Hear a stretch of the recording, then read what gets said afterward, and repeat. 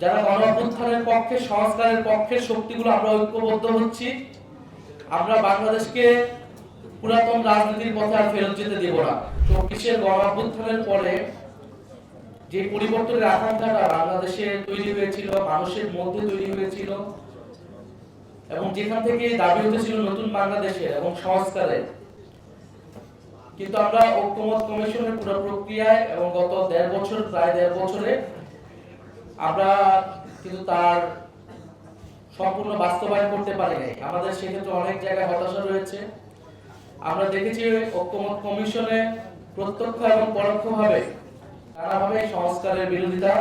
South টাউনে হোক আপনার স্বপ্নের আবাসন, শতভাগ রেডি প্লট, সাথে সাথেই সাফ কাবলা রেজিস্ট্রি।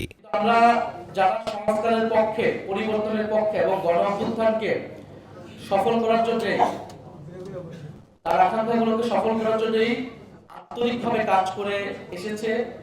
এখন আমরা যারা আন্তরিকভাবে চাই, আমরা সেই রাজনৈতিক শক্তিগুলো ঐক্যবদ্ধ আজকে হয়েছি।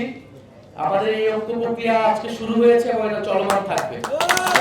আমরা বাংলাদেশের মানুষকে আমরা আহ্বান করছি, বার্তা দিচ্ছি, যারা গণ অভ্যুত্থানের পক্ষে, সংস্কারের পক্ষে শক্তিগুলো আমরা ঐক্যবদ্ধ হচ্ছি।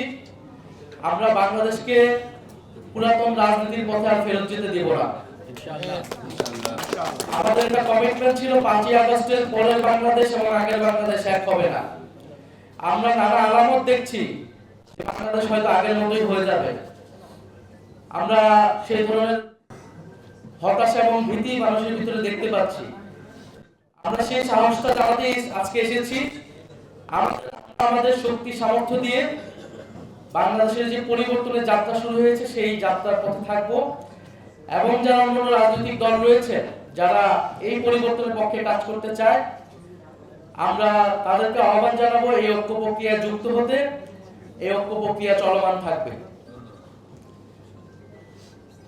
আমরা তিনটি রাজনৈতিক সংগঠন সংস্কারকে সামনে রেখে, বাংলাদেশের জাতীয় মর্যাদা এবং অর্থনৈতিক মুক্তির প্রশ্নকে সামনে রেখে আমরা ঐক্যবদ্ধ হয়েছি। আমাদের এই যৌথ প্রক্রিয়া বা এই প্রক্রিয়াকে আমরা নাম দিয়েছি গণতান্ত্রিক সংস্কার জোট।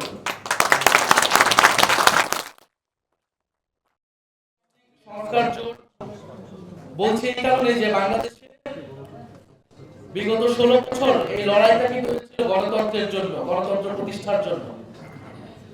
সেই গণতন্ত্র প্রতিষ্ঠার জন্য সংস্কারের আলাপগুলো ছিল।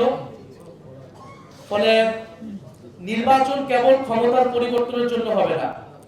এই নির্বাচনটাকে আমরা রাজনৈতিক নির্বাচনে পরিণত করতে চাই দেশ বদলের জন্য, সংস্কার প্রক্রিয়া বাস্তবায়নের জন্য এবং আমাদের অর্থনৈতিক মুক্তির যাত্রাকে অব্যাহত রাখার জন্য আমরা এই নির্বাচনে অংশগ্রহণ করতে চাই, এবং আমরা সেটা ঐক্যবদ্ধভাবে অংশগ্রহণ করব নির্বাচনে।